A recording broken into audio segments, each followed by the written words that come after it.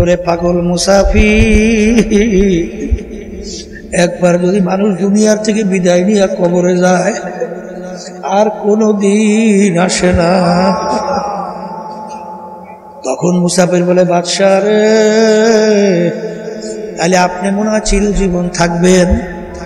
তখন বাদশা বলে, ওরে পাগল মুসাফির, কুল্লু নাফসিন যায়িকাতুল মাউত, মানুষ মরণশীল, আমি একদিন দুনিয়ার থেকে বিদায় নিয়ে কবরে যাব।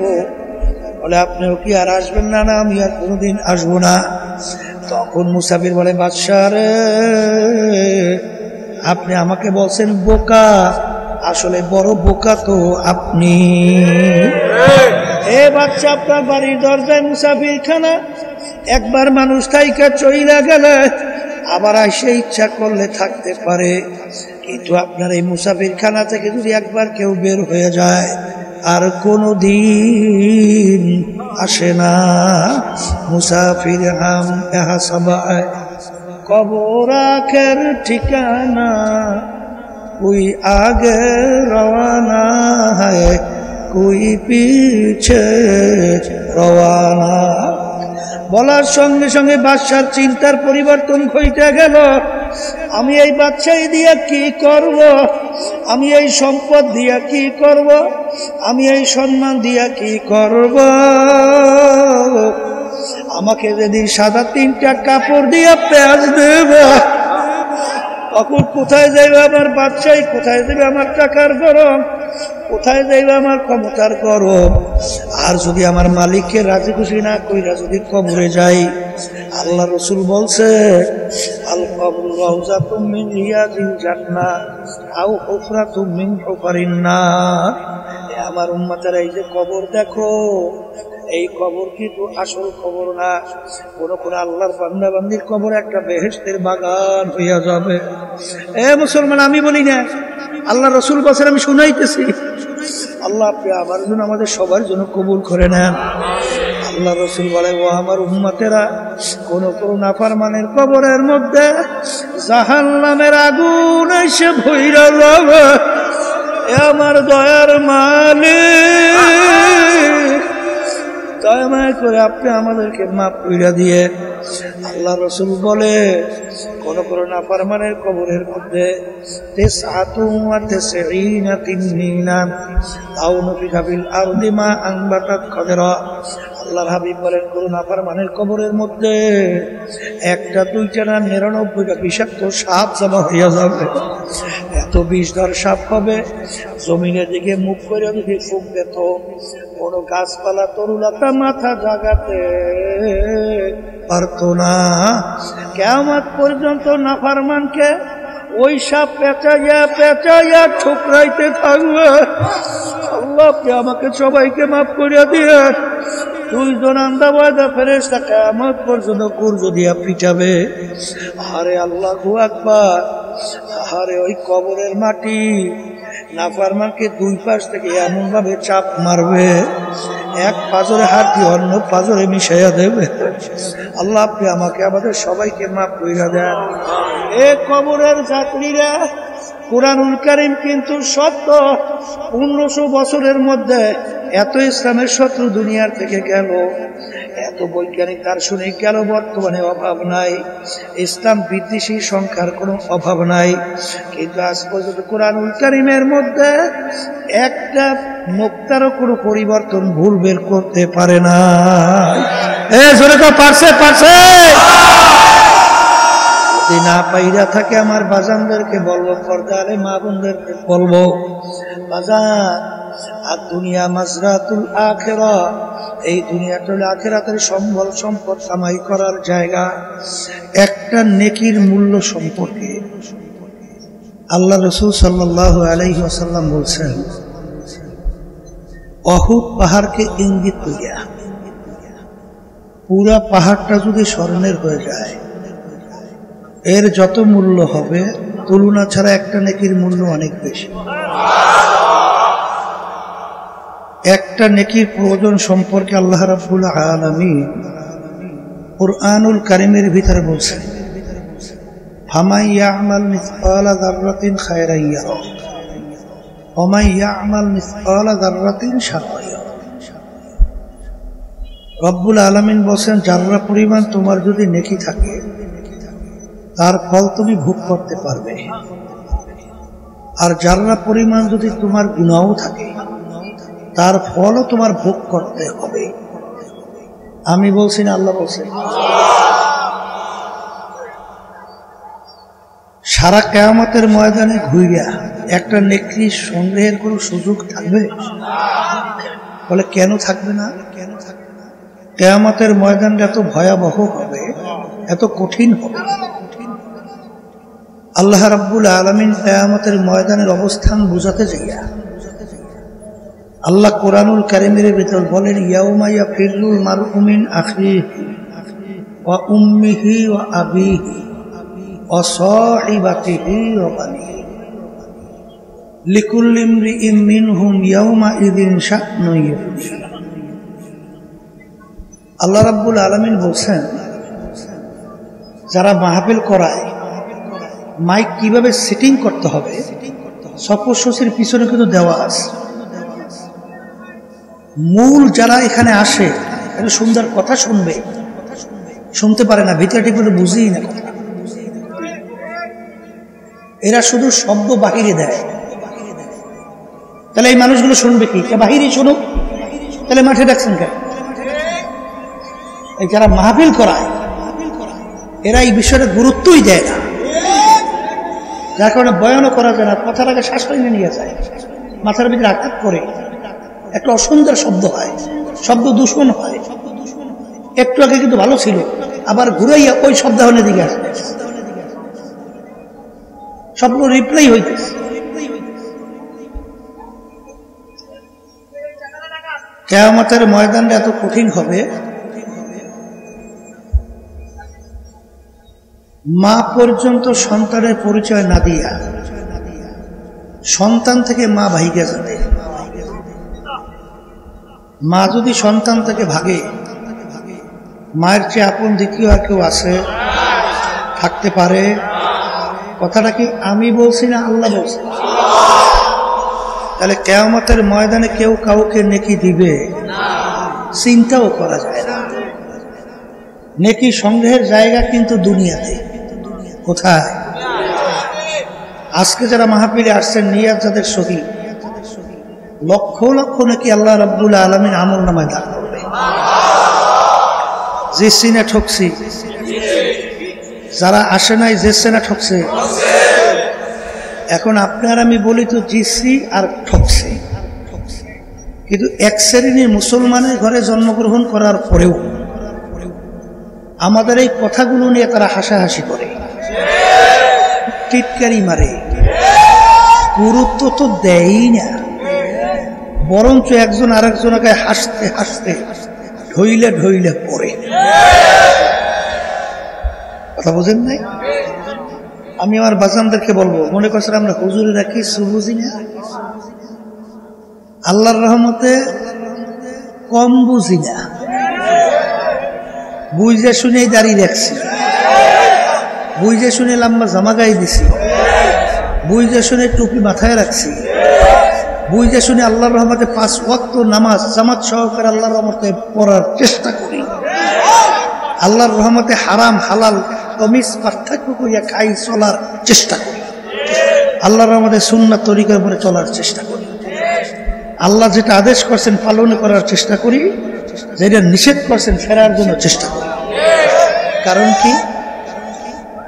এই বুঝ কিন্তু আল্লাহ রাব্বুল আলামিন মানুষের মধ্যে দান করছে, এটা কিন্তু আল্লাহ পশুর মধ্যে দান করে নাই। যারা মানুষ তারা কিন্তু বুঝবে, সেই অনুযায়ী তার নিজের জীবনকে চালাবে। আর মানুষের সুরাতে যারা আবু জাহাল, উতবা সাহেব, আবু লাহাব মার্কা, এরা কিন্তু বুঝেও নাই বুঝবেও না। বুঝের জন্য আমি কোরআনুল কারীমের শুরুর আয়াত আপনাদের সামনে তেলাওয়াত করছিলাম। যারা মানুষ তারা চিন্তা করবে, দুনিয়ার ইতিহাসে দেখা যায় না কোন লেখক, কোন গবেষক, কোন বৈজ্ঞানিক কোন দার্শনিক, কোন পাণ্ডিত আজ পর্যন্ত কেউ চ্যালেঞ্জ হিসাবে বলতে পারে নাই আমার কিতাবে আমার লেখায় কোনো ভুল নাই। বলতে পারছে? আপনাদের জানা থাকলে বলেন, আমাদের জানা নাই। পারছে? আজ পর্যন্ত কেউ বলতে পারছে আমার আবিষ্কারে কোনো ভুল নেই? বরঞ্চ বৈজ্ঞানিকরা আবিষ্কার করার পরেও ওইটা আবার ভুল প্রমাণিত হয়েছে, হয় নাই? যেমন সূর্য নিয়ে আবিষ্কার করছে, ছোটবেলায় যারা ভূগোল পড়ছেন দেখছেন, বৈজ্ঞানিকরা আবিষ্কার করার পরে বলছিল সূর্য ঘোরে না, দুনিয়া ঘোরে। আর আল্লাহ রাব্বুল আলামিন কোরআনুল কারীমের ভিতরে বলেছেন ওয়াশ-শামসু তাজরি লিমুস্তাকাররিন লাহা। আমার মালিক বলেন সূর্য তার আপন পক্ষপাতে চলে। পরবর্তী বৈজ্ঞানিকরা আবিষ্কার করার পরে বলতেছে যে না, সূর্য ঘোরে, দুনিয়াও ঘোরে। পরবর্তী আবিষ্কারকরা বৈজ্ঞানিকরা বলছে দুনিয়া মোটে ঘুরেই না, শুধু সূর্যটাই ঘুরে। এই ক্ষেত্রে যে আমার আব্বাজান বলতেন, হে বৈজ্ঞানিকরা, তোরা আবিষ্কার করার পরে বলছো দুনিয়া ঘোরে, সূর্য ঘোরে না, এই কথার উপরে যারা বিশ্বাস রাখছে ঈমান হারা হয়ে গেছে। এরপর আবার তোরা বলছো দুনিয়া ঘোরে, সূর্যও ঘোরে, আবার তোমরা বলো দুনিয়া মোটে ঘুরেই না, সূর্যই ঘোরে। এই ক্ষেত্রে যে আমার আব্বাজান বলতে তোদের মাথাটাও ঘোরে। এক পর্যায়ে ঘুরতে ঘুরতে কোরআনুল কারীম ঠিক হলো কি হলো না? কথা বলে।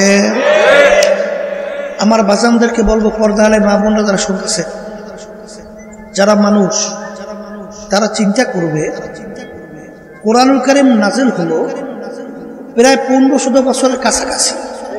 1500, 100-200 না, প্রায় 1500 বছরের কাছাকাছি কোরআন কারীম নাজিল হইল। আল্লাহ রসুল সাল্লাল্লাহু আলাইহি ওয়াসাল্লামের উপরে। আল্লাহ রসুল সাল্লাল্লাহু আলাইহি ওয়াসাল্লাম মায়ের পেটে থাকা অবস্থায় আল্লাহ তার আব্বাকে নিয়ে গেছিল না? জানেন না? জানেন না? আল্লাহ রসুল দুনিয়াতে আসার পরে বছর 6 বয়স আল্লাহ তার আম্মাকেও নিয়ে গেছিল না? 6 বছরের বাচ্চা, বাপ হারা, মা হারা, দুনিয়ার কোনো শিক্ষকের কাছে আল্লাহ রাব্বুল আলামিন তার হাবিবকে পড়ার কোনো সুযোগ দেয় না। এই জন্য দুনিয়ার দিক থেকে আল্লাহ রসুলকে বলা হয় উম্মি। আল্লাহ রসুল সাল্লাল্লাহু আলাইহি ওয়াসাল্লাম তিনি কিন্তু নিজের সাইন দস্তখত তিনি করতে জানতেন না। তাহলে তিনি প্রমাণ রাখতেন কিভাবে? বলে আঙ্গুল মুবারকের মধ্যে আংটি মুবারক ছিল, ওই আংটি মুবারক দিয়ে সিল মারত। এই উম্মি আল্লাহর হাবিবের উপরে ছোট চটি বই না, 30 পারা কোরআনুল কারীম নাযিল হয়েছে। সবাই বলেন সুবহানাল্লাহ। সেই কোরআনুল কারীমের শুরুতে আল্লাহ রাব্বুল আলামিন চ্যালেঞ্জ হিসেবে বলছেন যালিকাল কিতাব লা রাইবা ফীহি। সবাই বলি সুবহানাল্লাহ। আল্লাহ রাব্বুল আলামিন বলতেছেন এই যে কিতাব দেখো, এই কিতাবের ভিতরে কোনো ভুল সন্দেহ বলতে কিছু না। হে মুসলমান আমার বাবারা, হে পর্দার আড়ালের মা বোনেরা, ইতিহাস পড়েন, ইতিহাস জানেন। ইতিহাস মানে পূর্বের কথা। ইতিহাস শব্দের অর্থ কি? পূর্বের কথা। কানাডায় ছিল টরন্টো ইউনিভার্সিটি। কানাডার রাজধানীর নাম হলো টরন্টো। এই টরন্টো ইউনিভার্সিটির প্রফেসর ক্যারি মিরর গণিত এবং যুক্তিশাস্ত্রের উপরে পাণ্ডিত্য অর্জন করছে। তার সঙ্গে আহমদ দিদার, মুসলমানদের একজন পণ্ডিত, তার সঙ্গে ডিবেট হয়েছে। আহমদ দিদার বলতেছেন কোরআনুল কারীম ঠিক, আর ক্যারি মিরর বলতেছে বাইবেল ঠিক। এখন কি বহাসের মতো না? বাহাসের কথা যখন শুনে কি বোঝেন চ্যালেঞ্জ? কারিমেরা চিন্তা করে কুরআনুল কারীম সম্পর্কে যদি আমি না জানি তাহলে তার সঙ্গে বাস করবো কি? সে কুরআনুল কারীম নিয়ে রিসার্চ করা শুরু করছে। এক পর্যায়ে তিনি কুরআনুল কারীম খুললেই যখন দেখে শুরুতে যালিকাল কিতাব লা রাইবা ফীহি, দেখার সঙ্গে সঙ্গে তিনি হতভম্ব হয়ে গেছে। তাম দুনিয়ার ইতিহাসের মধ্যে এই ঘটনা তো আর নাই। কোন বই পুস্তক, কোন লেখক আজ পর্যন্ত কেউ তার লেখার শুরুতে কেউ চ্যালেঞ্জ করতে পারে নাই যে এর ভিতরে ভুল নাই। এ কেমন কিতাব? তাহলে দেখি সামনে রিসার্চ করতে করতে তিনি দেখে কুরআনুল কারীমের মধ্যে আল্লাহ রাসূল সাল্লাল্লাহু আলাইহি ওয়াসাল্লামের নাম আসছে মাত্র 4 বার। কয়বার? আর তাদের নবী ঈসা আলাইহিস সালাতু ওয়াস সালাম এবং মারিয়াম আলাইহিস সালাতু ওয়াস সালামের ব্যাপারে কুরআনুল কারীমের ভিতরে আসছে 34 বার। তিনি তখন আশ্চর্য হয়ে গেল যে অন্য ধর্মের নবীদের কিতাব, সেই কিতাবের ভিতরে আমার নবীর প্রশংসা কেন? কথা বোঝেন না? বোঝেন। এরপরে তিনি চিন্তা করলেন ব্যাপার কি, কুরআনুল কারীম যদি মুহাম্মদের নিজের লেখা হয় তাহলে তো তার নিজের বংশের গৌরব এবং তার নিজের গুণ কীর্তন এইটাই তো একটু বেশি অগ্রাধিকার পায়। কিন্তু এখানে দেখা যায় আমাদের নবী, তার সম্পর্কে বেশি কেন এখানে গুণকীর্তন? এরপরে তিনি রিসার্চ করতে চাইয়া দেখে কুরআনুল কারীমের যত ভিতরে ঢোকে ততই কুরআনুল কারীম তাকে প্রশ্নের উত্তর ছুড়ে দেয়। হে কারীমের যত ভুল তালাশ করবি পাবি না, বরঞ্চ তুই ওখান থেকে তোর চিন্তা পরিবর্তন করতে হবে। এক পর্যায়ে ওই কারীম বিরল তিনি নিজেই কালিমা পড়ে মুসলমান হলেন। এরকম ঘটনা একটা দুইটা। মরিস বুকাইলি বিশ্ববিখ্যাত একজন বৈজ্ঞানিক, আসমানি কিতাবের সংখ্যা 104। কত কিতাব? 104। এই 104 কিতাবের ভিতরে উল্লেখযোগ্য কিতাব 4: কুরআনুল কারীম, তাওরাত, ইনজিল, জবুর। সব আসমানি কিতাব না? তিনি যখন তাওরাত নিয়ে রিসার্চ করল, দেখে তাওরাতের সঙ্গে লন্ডনের তাওরাত, আমেরিকার তাওরাতের পূর্ণ মিল নাই, ইনজিলেরও কোনো মিল নাই, জবুরেরও কোনো মিল নাই। কিন্তু কুরআনুল কারীম তামাম দুনিয়ার যে কোনো প্রান্তে তিনি রিসার্চ করে দেখে একটা নুক্তার কোনো পরিবর্তন নেই। তখন তিনি চিন্তা করলেন ব্যাপার কি, আসমানি কিতাব তো এগুলো, এটাও, তাহলে এগুলোর ভিতরে পরিবর্তন, আর আসমানি কিতাবের ভিতরে কুরআনুল কারীমের পরিবর্তন নাই কেন? এক পর্যায়ে তিনি রিসার্চ করে দেখে যে আল্লাহ রাব্বুল আলামিন অন্যান্য কিতাব নাজিল করছেন, কিন্তু তার সংরক্ষণ এবং হেফাজতের দায়িত্ব আল্লাহ নিজে নেয় নাই।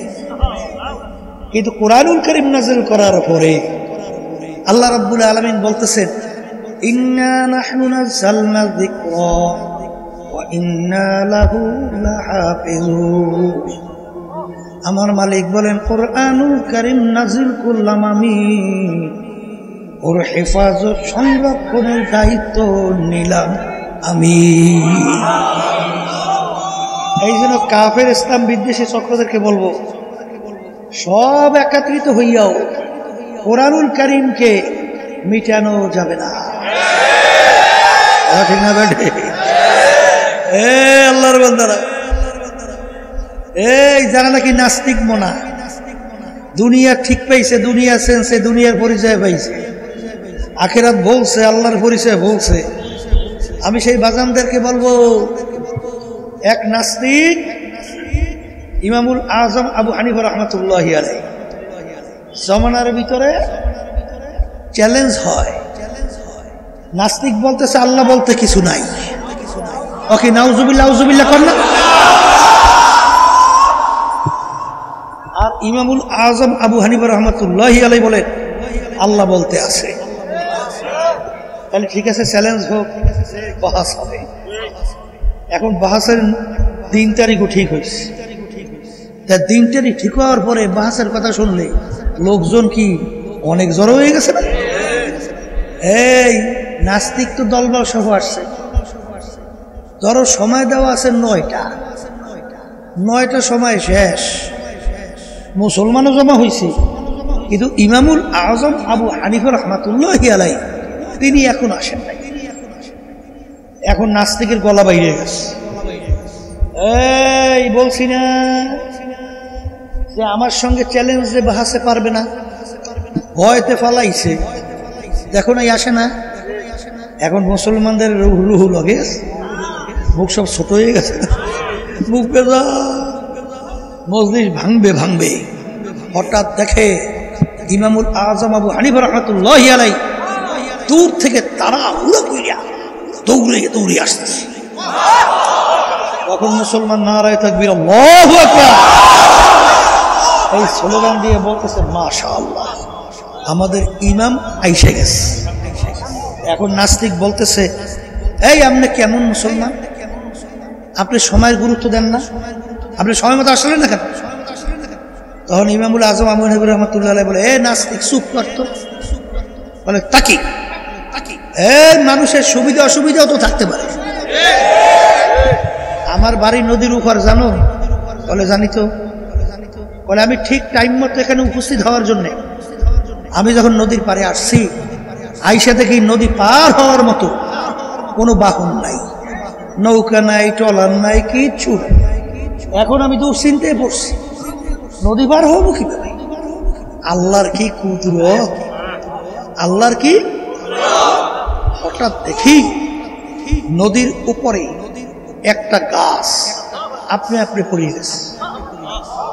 আল্লাহর কি কুদরত, বিনা মিস্ত্রিতে, বিনা করাতিতে, বিনা ফারুনিতে ওই গাছটা অটো কাইটে তক্ত হয়ে গেছে। আল্লাহর কত বড় কুদরত, বিনা মিস্ত্রি ছাড়া ওই তক্তাগুলো জোড়া লেগে নক হয়ে গেছে। আমার মালিকের কত বড় কুদরত। এই পানির স্রোত পাড়ি দিয়া হুবাহু বিনা মাঝিতে, বিনা মাল্লায় নৌকাটা এসে আমার সামনে ভেসছে। আমি সেই নৌকাটার মধ্যে উঠছি, বিনা বাহুনি ছাড়া এই স্রোতের ভিতরে পাড়ি দিয়া আমি যেখানে যাব আমার সেখানে নামাই দিয়ে গেছে। এই জন্য আমার আসতে একটু দেরি হয়েছে। এখন নাস্তিকের গলা তো বাইরে গেছে, শুনছো কত বড় মিথ্যুক। বলে একটা গাছ বলে আপনি পড়ে গেছে, বুঝলাম গাছের শিকড়ে মাটি নাই, পড়তে পারে, এটা মানলাম। কিন্তু বিনা মিস্ত্রিতে, বিনা করাতিতে তক্তা হয় কিভাবে? আবার বলে বিনা মিস্ত্রিতে, আবার নৌকা হয় কিভাবে? আবার বলে স্রোতের মধ্যে বিনা বাহনিতে মাঝি ছাড়া, আবার বলে তার সামনে গেছে, আবার সেই নৌকায় উঠছে, আবার বলে স্রোত পাড়ি দিয়া আবার সে জায়গা মতো পৌঁছাই যেতেছে। এর মতো মিথ্যুকার হয়? নাস্তিক তো জোরে চিৎকার। ইমামুল আজম আবু হানিফা রাহমাতুল্লাহি আলাইহি বলে, এ নাস্তিক থাম, চুপ কর। সাধারণ একটা গাছ আপনি পইরা বিনা মিস্ত্রি, বিনা করা, বিনা ফারুরিতে আপনি যদি তক্তা হইতে না পারে, বিনা মিস্ত্রিতে আপনি যদি নৌকা হইতে না পারে, বিনা মাঝি মাল্লায় যদি বাইয়া আমার সামনে না আসতে পারে, আর আমাকে জায়গা মতো পৌঁছাইতে না পারে, নাস্তিক তুই উত্তর দে। এই বিশাল আসমান, এই সূর্য, এই চন্দ্র, এই 18,000 মাখলুকাত, এই মানুষ, এ নাস্তিক বিনা মিস্ত্রি ছাড়া কিভাবে তৈরি হলো? উত্তর দে। এত বানাইলে একজন কারিগর লাগবে, তোর কথা অনুযায়ী একজন বানাইলে কারিগর লাগবে। সেই কারিগরকে নাস্তিকের উত্তর আছে, আসতে কয় না? আর উত্তর আস মুসলমানরা নারায় তাকবীর, স্লোগান দিয়ে জিততে চলে গেছে। এই মানুষকে আল্লাহ বোঝার শক্তি দিছে না? তুমি রাস্তায় হাঁটতেছ, গোবর গোবর না, ধারে কাছে কোনো গরু মরু কিছু নাই, দেখাও যায় না, কোনো গরুর চিহ্নও নাই, কিন্তু গোবর দেখার পরে আপনি কি বলবেন? এখান থেকে গরু গেছে, গরু দেখছে। তাহলে গরু না দেখে এটা বললেন কিভাবে? কন্যা কন্যা, হ্যাঁ, গোবর দেখে আপনি বলতে পারছেন এখান থেকে গরু। আল্লাহু আকবার। এই জন্য আমার মালিক বলেন অবিল আফাকি ওয়া ফি আনফুসিকুম আফালা তুবসিরুন। এই বান্দা বান্দিরা তুই তোর নিজের দিকে তাকাইয়া মুরাকাবা কর, তুই তোর নিজের দিকে তাকাইয়া চিন্তা কর, দেখবি তখন তোর থেকে উত্তর আসবে। এ বানাইন একজন সৃষ্টিকর্তা আল্লাহ। জোরে বলো। এই তুমি সূর্য নিয়ে রিসার্চ করো, সূর্য নিয়ে মুরাকাবা করো। বৈজ্ঞানিকরা আবিষ্কার করার ফলে বলে এই সূর্যটা দুনিয়ার থেকে 13 লক্ষ গুণ বড়। বর্তমানে একদল বাইরেছে বস্তুবাদী, ওরা বলতে চায় যা দেখি না দু নয়নে, বিশ্বাস করি না গুরুর বচনে। ওকে নাউজুবিল্লাহ নাউজুবিল্লাহ বলেন না? হ্যাঁ, ওরা বলে যা দেখে না বলে বিশ্বাস করে।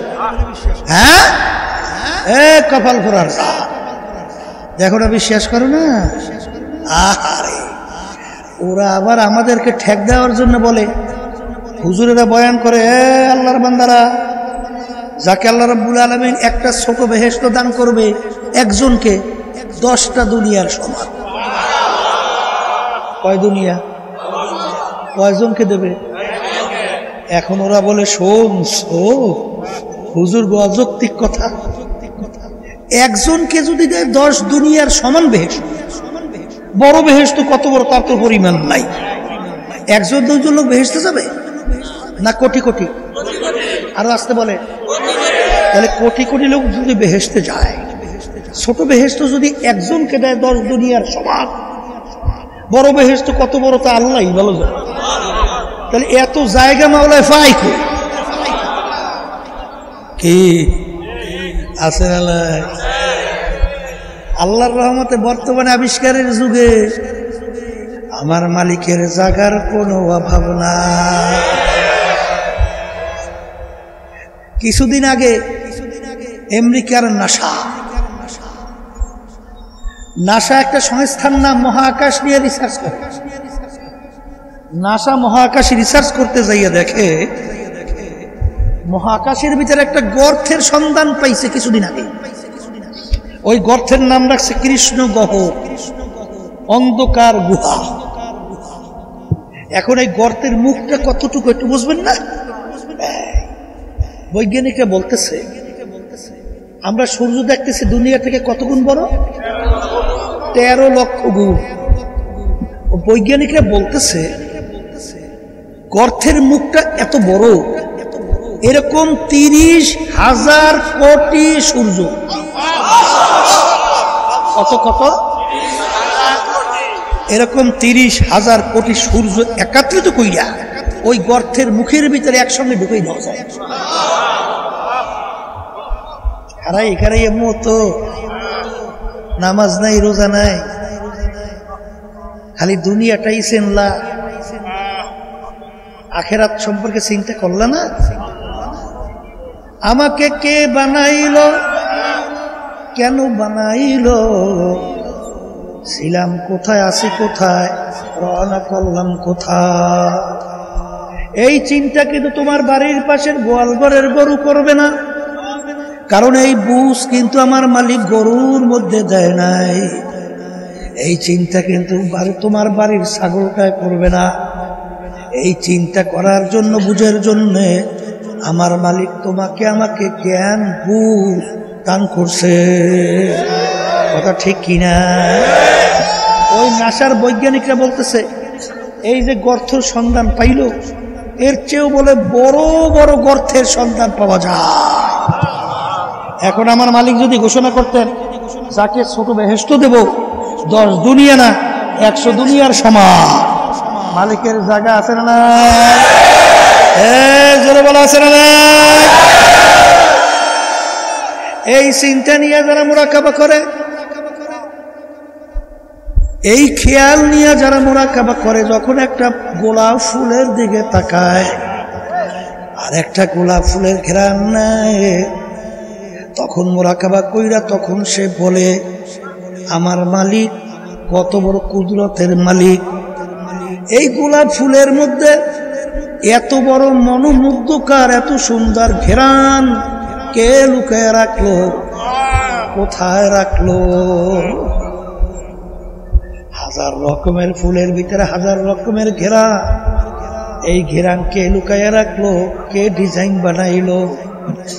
এই চিন্তা করার পরে তখন ওই আল্লাহর বান্দা বান্দি তখন বলে হারাম হ্যায় ও মে তু হ্যায় গো মে তু जिधर देखता हो मैं तू ही तू है, तू ही तू है, तू ही तू। হে আমার মালিক, আমি যখন একটা গোলাপ ফুলের দিকে তাকাই, আমি গোলাপ ফুল দেখি না, আমি দেখি তোমাকে। আমি যখন ফুলের ঘেরান নেই, আমি ফুলের ঘেরান পাই না, আমি পাই তোমার ঘেরান। কথা বলে না? কোন একটা গাছের পাতার দিকে তাকায়, তাকাইয়া যখন মুরাকাবা করে, তখন সেই আল্লাহর বান্দা বলেন মুরগে দাঁড়া তা সবজে তোর নজরে হুশিয়ার আর ওয়ারাতে দফতুরি মারফাতে কিরদেগা। হে আমার দয়ার মালিক, আমি যখন একটা পাতার দিকে তাকাই, আমি পাতা দেখি না, আমি দেখি তোমাকে। তোরে বলো কথা ঠিক না বেঠিক? এই আল্লাহর বান্দারা, ওয়াইন তাউদ্দু নি'মাতাল্লাহি লা তুহসুহা। আমার মালিক বলেন হে নেমুখ হারামের দলেরা, তোরা আমার নেমাতের দিকে তাকা, কোনদিন আমার নেমাতের হিসাব করে কোনদিন শেষ করতে পারবি না। জোরে বলো কথা ঠিক কিনা? আমার বাজানদেরকে বলবো হাকিকত সে তো দুনিয়া বে খবর হ্যায়, দুনিয়া কি নুমাইশ পর নজর হ্যায়। এই দুনিয়ার পরিচয় পাইছো না? আল্লাহু আকবার। চেয়ারম্যানের পরিচয় পাইছো, মেম্বারের পরিচয় পাইছি, এমপির পরিচয় পাইলাম, দলের নেতা নেত্রীর পরিচয় পাইলাম, টাকার পরিচয় পাইলাম, মাতুব্বারি সরদারি কি সেক্রেটারি সভাপতির পরিচয় পাইলাম। এই জন্য এগুলা কামাই করার জন্য পাগল, কিন্তু যেই দুনিয়ায় এগুলা পাওয়ার জন্য পাগল হইলা, একটু চক্ষু বন্ধ করে একটু মুরাকাবা করো, দুনিয়া কয়দিনে? এই দুনিয়া কয়দিনে? কয়দিনের দুনিয়া? হায় হায়, কয়দিনের দুনিয়া? একটু দুনিয়ার দিকে তাকাও। কিয়ামতের ময়দানে যখন মানুষগুলো আল্লাহ উঠাবে, একজন আর একজনকে জিজ্ঞাসা করবে, ভাই আমরা দুনিয়ার ভিতরে কতদিন ছিলাম? কুরআনুল কারীমের ভিতরে আল্লাহ বলতেছে ফাসআলিল আবদি, না আমরা দুনিয়ার ভিতরে কতদিন ছিলাম? একজনে উত্তর দেবে লাবিসনা ইয়াউমান আও বা'দা ইয়াউম, আমরা একদিন অথবা একদিনের কিছু অংশ মনে হয় ছিলাম, একদিন অথবা একদিনের কিছু অংশ মনে হয় ছিলাম। আর একজনে বলবেন না না যারা হিসাব রাখছে তারাই বলতে পারবে আমরা দুনিয়ায় কতদিন ছিলাম। আমার তো মনে হয় আমি ঘরের এক দরজা থেকে ঢুকলাম, অন্য দরওয়াজা থেকে বের হইয়া আসলাম। ঢুকছি বের হইছি। এই বড় লোক আমার বাবারা, ক্ষমতা সম্পূর্ণ বাবারা, এই যারা নাকি বিভিন্ন হারাম কাজের সাথে জড়াই আছো বাবারা, যারা মিথ্যার ভিতরে জড়াই আছো, যারা নেশার ভিতরে জড়াই আছো, যারা জুলুমের ভিতরে জড়াই আছো, যারা ধরাকে সরাগান মনে করো না, আমি সেই বাজানদেরকে বলবো, বাজান একটু মাঝে মাঝে চক্ষু বন্ধ করো। ডাকাইতের দলের সর্দার, ওর মাতুব্বাড়ি পর ক্ষমতা কত।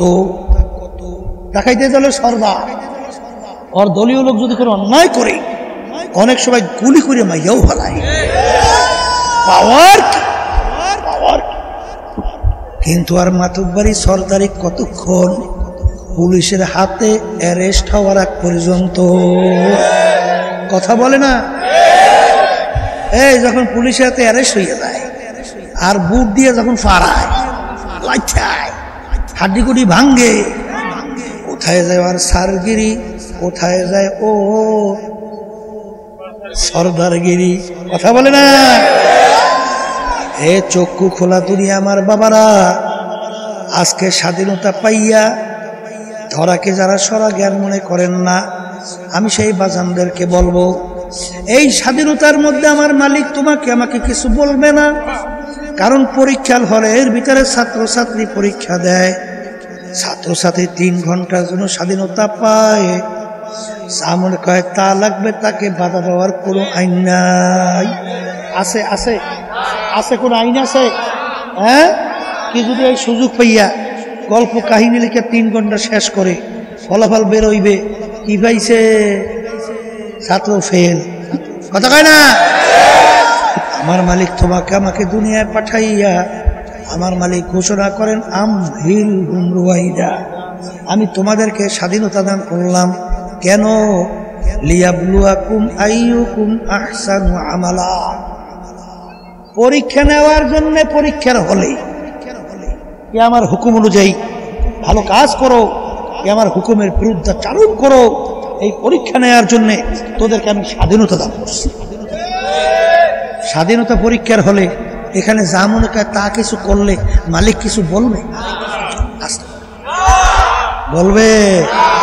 কিন্তু কবরের যাত্রীরা মনে রাখো, যখন হায়াতের বেড়া শেষ হইয়া যাবে, আজরাইল আলাইহিস সালাতু ওয়াস সালাম যখন হাজির হইয়া যাবে, নাফরমানের সামনে তার মাথা আসমানে, পাও তার জমিনে, 1 হাত মাশরিকে 1 হাত মাগরিবে, দুনিয়া জোড়া তার শরীর। নীল রঙের মতো দিঘির মতো 2টা চক্ষু, পশম কালো কালো শরীরের ভিতরে ভরা, প্রত্যেক পশমের গোড়া দিয়ে আগুনের জিহ্বা বাইর হইতে থাকবে। এই অবস্থা দেখে নাফরমানের রূহ তো তার বের হইতে চাবে না। 360টা মকামের ভিতরে পালাপালি করবে। আজাইর সালাতু ওয়াস সালাম বলবো, রে খবির, দুনিয়ার ভিতরে স্বাধীনতা পাইয়া আমার মালিকের সমস্ত নেয়ামত ভোগ করছো, আমার দেওয়া মালিকের নেয়ামত চক্ষু দিয়া দেখছো। এই চক্ষু নেয়ামত কার? জোরে বলো কার? কত অন্ধ মানুষ তোমার আমার সামনে হাত পাইতে পয়সা চায় আর বলে, হুজুর আমাকে টাকা দেন, চাউল কিনবো, ভাত পাক কইরা খাবো। আমি দুনিয়া দেখি অন্ধকার। মুখারামের দলেরা, আমার মালিক ইচ্ছা করলে তোমাকে আমাকে অন্ধ কইরা বানাইতে পারতো কি পারতো না? এই চক্ষু নেয়ামত কে দান করলো? জবান দিয়া কথা বলি, এই নেয়ামত কে দান করলো? কত বোবা মানুষ তোমার আমার সামনে ওয়াও কইরা চিল্লায়, আরে ওর বুকে কত ব্যথা, ওর কথা ভাব প্রকাশ করতে পারে না। আমার মালিক বলেন, আল্লামাহুল বায়ান, তোদেরকে আমি কথা বলার শক্তি দান করলাম। জিহ্বাও একটা গোশতের টুকরা, অন্যান্য শরীরেও তো গোশতের টুকরা, সব গোশতের টুকরা কথা বলে না, কিন্তু 24 ঘন্টা জিহ্বা কথা বলতে থাকে। কোনোদিন একটু ব্যথাও হয় না। এই কথা বলার শক্তি নেয়ামতকে দান করলো। আরে কত পাগল রাস্তা রাস্তায় ঘুরে কোনো মূল্য নাই, তোমাকে আমাকে আমার মালিক ব্রেন দান করলো, তুমি আমি সুস্থ মানুষ, এই ব্রেন নেয়ামতকে দান করলো না তোমার দলের নেতারা দেশে, তা দলের নেতা নেত্রীরা দেশে না? হ্যাঁ, কার জন্য জীবন শেষ করো? এই জীবনটা কার জন্য শেষ করো? হ্যাঁ, ইয়াওমা নাদউ কুল্লা উনাসিন বিইমামিহিম, আমার মালিক বলেন প্রত্যেকটা মানুষকে আমার মালিক কিয়ামতের ময়দানে তার দলের নেতা নেত্রীর সঙ্গে ডাকবে। প্রত্যেকটা মানুষকে, আমি বলি নাই, ওই সত্য কালামের ভিতরে আল্লাহ বলছেন, আমি শুনাইতেছি, আল্লাহ বলতেছেন প্রত্যেকটা মানুষকে কিয়ামতের ময়দানে তার দলের নেতা নেত্রীর সঙ্গে ডাকবে। তাই কি আমার মালিক বলবেন তোর দলের নেতা নেত্রী যেদিকে যায় ওদের পিছনে পিছনে সেই পথে যা। এক কথায় তোমার নেতা নেত্রী যেখানে জায়গা আমার আল্লাহ বলেন তোরও সেইখানে জায়গা। আমার রাগ করছেন কেউ না? অর্থ ভুল করছি? অর্থ ভুল করি নাই? আল্লাহ বলছেন আমি শোনাবো না? না শোনাবো না, শুনাই রেখে কে মানবেন তা তো জানি না। কথা ঠিক না বেঠিক? এই বেরেন নেয়ামত কে দান করলো? হারে কত বড় লোক তার সন্তানদেরকে আমার মালিক প্রতিবন্ধী বানাইছে। কত বড় লোক আমাদের সামনে সন্তানকে নিয়ে আসে, সন্তানের চেহারাটা এত সুন্দর ফুটফুটে, ওদিকে বাপের চোখ দিয়া বাইয়া বাইয়া টপ টপ কইরা পানি পড়ে। আমি বলি কি ব্যাপার? তখন কান্দে আর বলে হুজুর ওর জন্য একটু দোয়া করেন, আমার মালিক ওকে প্রতিবন্ধী বানাইছে। এই কথা বলে বাপ কান্দে। বাজার আমার মালিক ইচ্ছা করলে তোমাকে আমাকে প্রতিবন্ধী বানাইতে পারতো কি পারতো না? আমার মালিক এই সুস্থ শরীর সুরাল বাগাল ফি আহসানি তাকওয়িম, কত সুন্দর সুরাতের মানুষ কে বানাইলো? আয় হায়, সব নেয়ামত ভোগ করলাম আমার মালিকের, আর আজকে আমার সেই মালিককে বলছো কোন দুনিয়ার পিছনে পড়ছো? কোন দুনিয়া? সেই দুনিয়াটা হইল অশান্তির জায়গা। আর দুনিয়া দারুল মেহনে ওয়াল বালা, দুনিয়াটা হইল বালা মুসিবতের জায়গা, কষ্ট ক্লেশের জায়গা। এই গরম এই ঠান্ডা খুব আরাম না? গরমে খুব আরাম লাগে না? কথা বলেন, ঠান্ডার ভিতরে খুব আরাম লাগে না? হ্যাঁ, এই ছেলে কথা শোনে না, মেয়ে কথা মানে না, খুব আরাম আছেন না? স্ত্রীর কথা শোনে না, খুব আরাম আছেন না? আবার স্বামী কথা মানে না, স্ত্রীরা খুব আনন্দিত আছে। হ্যাঁ, এই রোগ ব্যাধির কোনো শেষ নাই, শত্রু মিত্রুর অভাব নাই। এই রোগ ব্যাধির অভাব আছে, তাহলে শান্তি যেখানে নাই পাবা কোথায়? কোথায় পাবা? পাওয়া যায়, পাওয়া যায়। এই জন্য আমার বাজানদেরকে বলবো, দুনিয়া কিন্তু ক্ষণস্থায়ী আর জিন্দেগি কিন্তু একটাই। বলে দুনিয়া ক্ষণস্থায়ী, জিন্দেগি কয়টা? একটাই। আচ্ছা বলেন তো, আপনার আব্বা, আপনার আম্মা, আপনার দাদা দাদু দুনিয়া থেকে বিদায় নিয়ে বাড়ির দরজায় কবরে ঘুমাই রয়েছে, ফেরত আসছে কবে কবে? আসে নাই? কোনোদিন আসবে না? আর আসবে না? হ্যাঁ, রাস্তার মুসাফির ইব্রাহিম আদহাম বাদশাহ তার সিংহাসনের কাছে যাইয়া তার দরবারের মধ্যে বলতেছে, বাদশাহ রে, আপনার এই মুসাফির খানায় আমি একটু থাকতে চাই। কারে বলে? বলার সঙ্গে সঙ্গে বাদশার ইজ্জত আছে না নষ্ট হয়েছে? সর্বনাশ করছ, তুই আমার রাজ সিংহাসন, আমার স্থায়ী বাড়িটাকে তুই বানাইছো মুসাফিরখানা করছো কি? বলে বাদশা ভুল হইলে মাপ চাই। বাদশা স্থায়ী বাড়ি আর মুসাফিরখানা কাকে বলে? বলে বাড়ি দরজা ঘর দেখছো? দেখছি, ওইটা মুসাফিরখানা। হুজুর এটা কাজ কি? বলে রাস্তায় পথিক চলতেছে, হঠাৎ রাত্রি হয়ে গেছে, অস্থায়ীভাবে যাপন করছে রাত্রি, আবার ভোরে উঠছে তার গন্তব্যের দিকে চলে গেছে। এই অস্থায়ীভাবে আসে যায়, একে বলে কি? মুসাফিরখানা। হুজুর স্থায়ী বাড়ি? বলে যেখানে সবসময়ের জন্য মানুষ থাকে।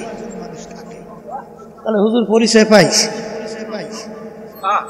বলতে বাদশা তাহলে দুনিয়া সৃষ্টির পর থেকে মনে হয় আপনি এই বাড়িতেই আছেন। তখন বাদশা বলে এ বোকা, কি বলতেছিস? এর আগে ছিল আমার আব্বা, সে কোথায়? সে তো কবরে। বলে তার আগে কিনা? আমার দাদা, সে কোথায়? সেও তো কবরে। বলে আপনার আব্বা দাদা কি আসবে না? বলে ওরে পাগল মুসাফির, একবার যদি মানুষ দুনিয়ার থেকে বিদায় নিয়ে কবরে যায় আর কোনো দিন আসে না। তখন মুসাফির বলে বাদশা রে, তাহলে আপনি মনে হয় চিরজীবন থাকবেন। তখন বাদশা বলে ওরে পাগল মুসাফির, কুল্লু নাফসিন যায়িকাতুল মাউত, মানুষ মরণশীল, আমি একদিন দুনিয়ার থেকে বিদায় নিয়ে কবরে যাব। বলে আপনিও কি আর আসবেন না? না, আমি আর কোনোদিন আসবো না। তখন মুসাফির বলে বাদশা রে, আপনি আমাকে বলছেন বোকা, আসলে বড় বোকা তো আপনি। এ বাচ্চা, আপনার বাড়ির দরজায় মুসাফিরখানা, একবার মানুষ থাইকা চইলা গেলে আবার এসে ইচ্ছা করলে থাকতে পারে, কিন্তু আপনার এই মুসাফিরখানা থেকে যদি একবার কেউ বের হয়ে যায় আর কোনো দিন আসে না। মুসাফির হাম ইহা সবাই কবর আখের ঠিকানা, कोई आगे रवाना है कोई पीछे रवाना। বলার সঙ্গে সঙ্গে বাদশার চিন্তার পরিবর্তন ঘটে গেল। আমি এই বাদশাহী দিয়া কি করব? আমি এই সম্পদ দিয়া কি করব? আমি এই সম্মান দিয়া কি করব? আমাকে যেদিন সাদা 3টা কাপড় দিয়া পেঁয়াজ দেব, তখন কোথায় যাইবে আমার বাদশাহী? কোথায় যাবে আমার টাকার গরম? কোথায় যাইবে আমার ক্ষমতার গরম? আর যদি আমার মালিককে রাজি খুশি না কইরা যদি কবরে যাই, আল্লাহ রসুল বলছে আল কবরু রাউযাতুম মিন রিয়াজিল জান্নাহ আও হুফরাতুম মিন হুফারিন নার। আমার উম্মতেরা, এই যে কবর দেখো, এই কবর কিন্তু আসল কবর না। কোন কোন আল্লাহর বান্দা বান্দির কবর একটা বেহেশতের বাগান হইয়া যাবে। এ মুসলমান, আমি বলি না, আল্লাহ রসুল বলছেন, আমি শুনাইতেছি। আল্লাহ আপনি আমার জন্য, আমাদের সবার জন্য কবুল করে নেন। আল্লাহ রসুল বলে, ও আমার উম্মতেরা, কোন কোন নাফরমানের কবরের মধ্যে জাহান্নামের আগুন এসে ভইরা যাবে। এ আমার দয়ার মালিক, দয়া করে আপনি আমাদেরকে মাফ কইরা দিয়ে। আল্লাহ রসুল বলে, কোন কোন নাফরমানের কবরের মধ্যে 99 তিনমিনান আও নুফিখা ফিল আরদি মা আনবাতাত খাদরা। আল্লাহর হাবিব বলেন, কোন নাফরমানের কবরের মধ্যে 1টা 2টা না 99টা বিষাক্ত সাপ জমা হইয়া যাবে। এত বিষধর সাপ হবে, জমিনের দিকে মুখ করে যদি ফুক দিত, কোন গাছপালা তরুলতা মাথা জাগাতে পারতো না। কিয়ামত পর্যন্ত নাফরমানকে ওই সাপ পেঁচাইয়া পেঁচাইয়া ঠুকরাইতে থাকবে। আল্লাহ আপনি আমাকে সবাইকে মাফ করিয়া দিয়ে। 2 জন আন্দাবাদা ফেরেশতা কিয়ামত পর্যন্ত গুর্জ দিয়া পিটাবে। আরে আল্লাহু আকবার, আরে ওই কবরের মাটি নাফরমানকে দুই পাশ থেকে এমন ভাবে চাপ মারবে, এক পাজরে হাত দিয়ে অন্য পাজরে মিশাইয়া দেবে। আল্লাহ আপনি আমাকে আমাদের সবাইকে মাফ কইরা দেন। এ কবরের যাত্রীরা, কুরআনুল কারীম কিন্তু সত্য।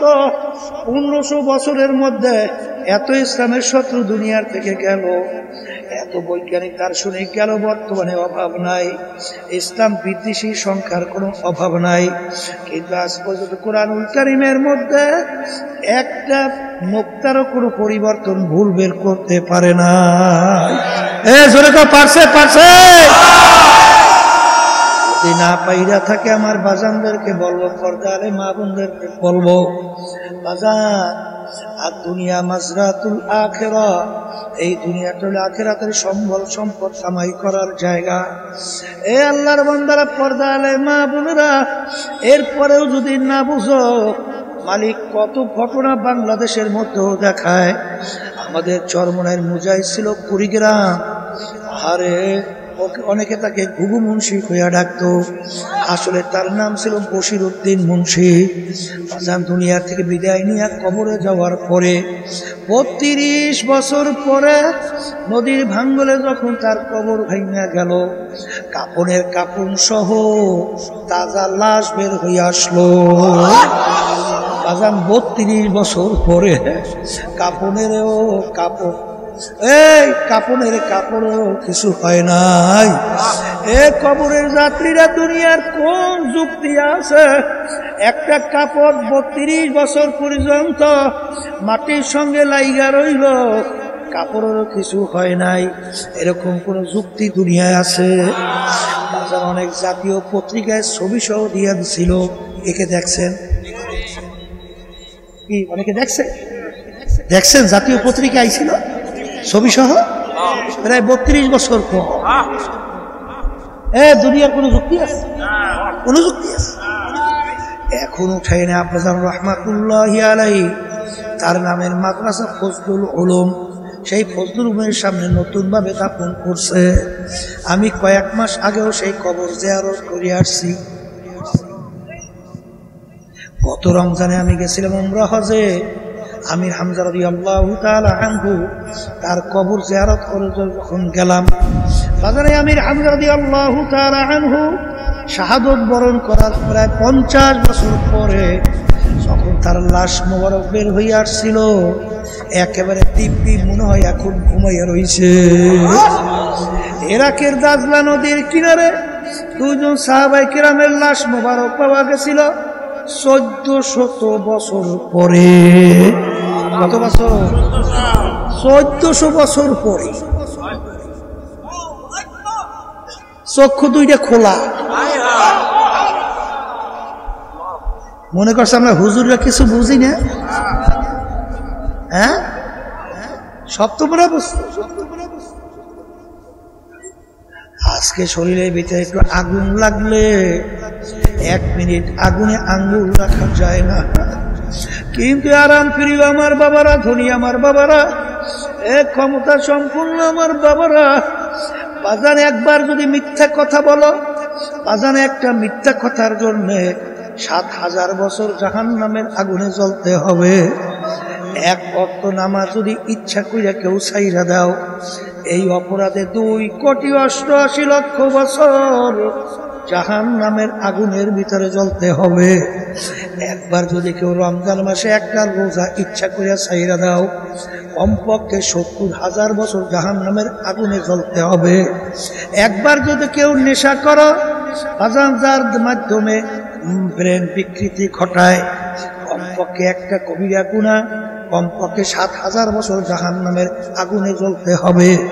যদি কোনো মানুষকে কষ্ট দাও, জুলুম করো, মারো, ভালো করে যাই না রাখো, তুমি যদি কাউকে মারো, তাহলে তোমার আবাদুল আবাদ জাহান্নাম।